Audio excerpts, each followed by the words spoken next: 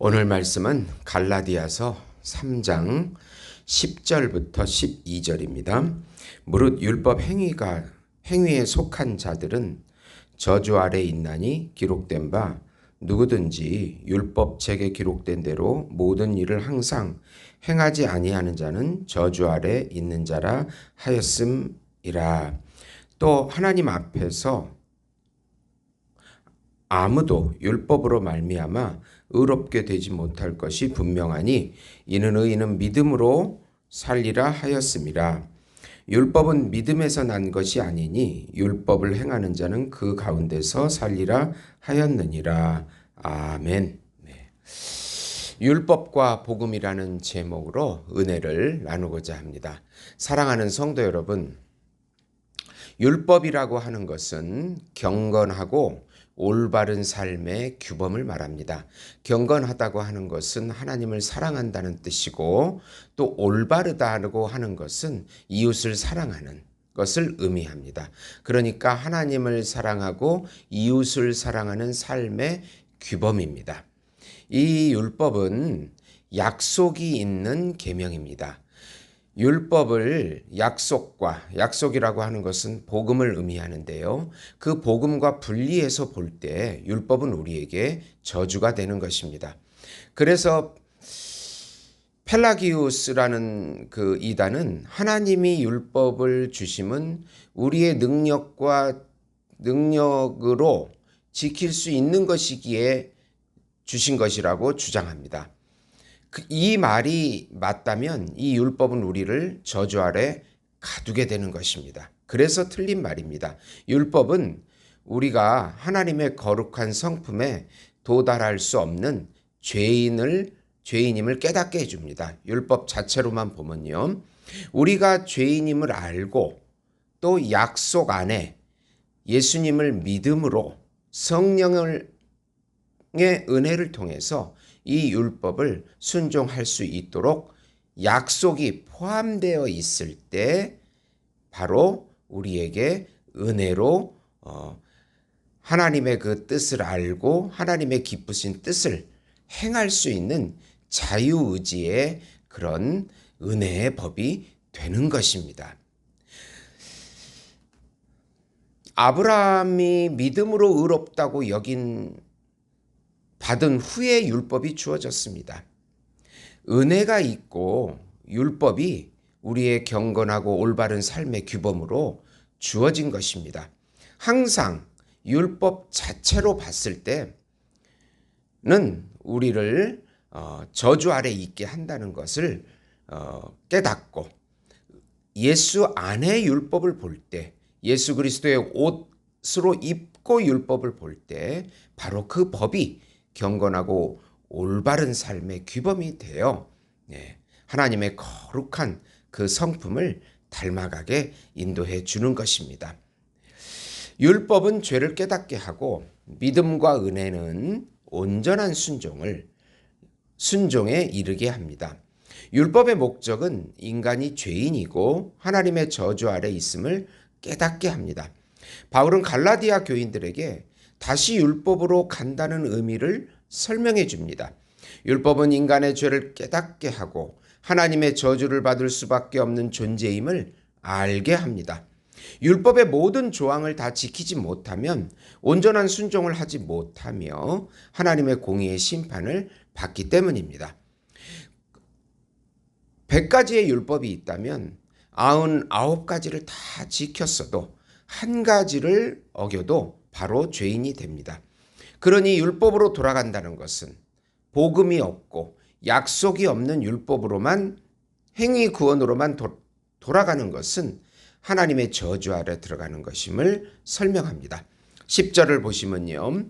무릇 율법의 행위에 속한 자들은 저주 아래 있나니 기록된 바 누구든지 율법책에 기록된 대로 온갖 일을 항상 행하지 아니하는 자는 저주 아래 있는 자라 하였음이니라.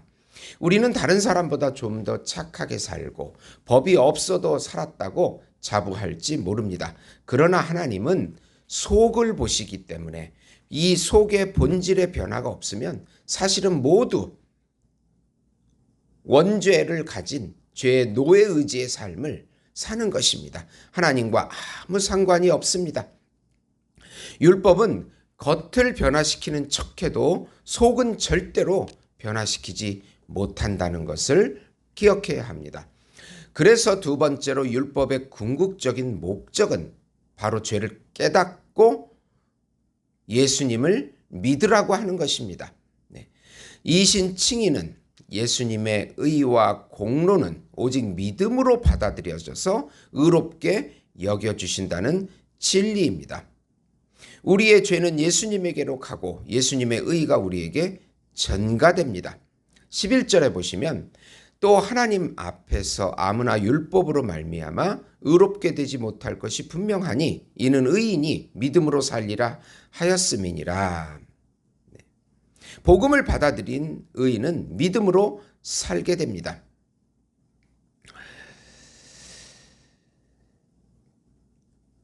율법을 보고 율법을 볼 때마다 우리가 죄인임을 알고 그 율법 속에 율법을 싸고 있는 약속과 복음이 있다는 것을 깨닫고 그 안으로 들어갈 때 그 율법이 경건하고 올바른 삶의 규범으로서 우리에게 역사하게 되는 것입니다.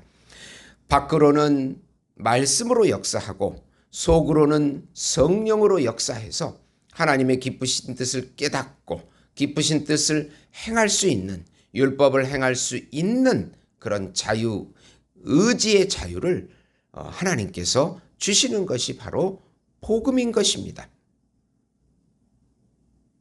로마서 1장 17절에 보시면 복음은 하나님의 의가 나타나서 믿음으로 믿음에 이르게 하나니 기록된 바 오직 의인은 믿음으로 말미암아 살리라 함과 같으니라. 네, 믿음 안에 있는 율법, 은혜 안에 있는 율법. 그래서 그 율법이 성취되게끔 우리에게 역사하는 것입니다. 하나님의 은혜가 믿음으로 계속해서 역사합니다. 칭의를 주시고 계속해서 성화하게 합니다. 칭의도 은혜요, 성화도 은혜요. 은혜 위에 은혜입니다. 오직 믿음으로 역사하는 은혜입니다. 복음 안에 있는 율법, 은혜 안에 있는 율법이 바로 하나님께서 거룩한 그 성품을 닮아가게끔 해 주시는다는 약속인 것입니다. 세 번째로 믿음으로 역사하는 은혜는 율법을 온전히 순종할 수 있습니다. 바울은 만약 율법을 자기 힘과 능력으로 지키려 한다면 그 안에서 살아야 한다고 합니다. 그것을 다 지키든지 하나님의 심판 안에, 공의의 심판에 들어가든지 어느 누구도 불법에 씌인 원죄와 자범죄를 가진 인간은 율법을 지킬 수가 없는 것입니다. 12절입니다. 율법은 믿음에서 난 것이 아니니 율법을 행하는 자는 그 가운데 살리라 하였음이니라 말씀합니다. 반복되지만 율법의 행위로는 절대로 온전한 순종에 이를 수가 없다는 의미입니다. 그러나 하나님이 율법을 주신 것은 우리가 우리의 힘과 능력으로 지키라는 것이 아니고 그 율법을 지키게 해 주시겠다고 하는 약속, 복음을 주시겠다는 것입니다.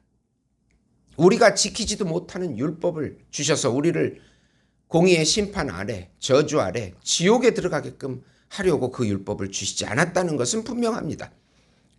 그 율법을 통해서 복음을 알게 하시고 또 복음 안에 있는 율법을 보게 하시고 복음이 없는 율법이 우리에게 저주가 되는 것이고 복음 안에 있는 율법, 믿음 안에, 은혜 안에 있는 그 율법이 바로 하나님 앞에 거룩한 법으로 작동해서 그렇게 순종하게끔 역사해서 하나님 앞에 의가 되고 새로운 피조물, 하나님의 자녀의 삶, 하나님을 사랑하고 이웃을 사랑하는 그 삶을 살게 해 주시겠다는 것입니다. 믿음과 은혜는 속을 변화시키고 본질을 변화시키기에 율법에 순종하고 율법을 성취하게끔 해 주시는 것입니다. 그러니까 율법도 은혜고 은혜가 되는 것입니다. 은혜가 없는 율법을 보게 되면 우리는 하나님 앞에 설 수 없는 영원한 죄인이 될 뿐인 것입니다. 예수 안에 있는 율법,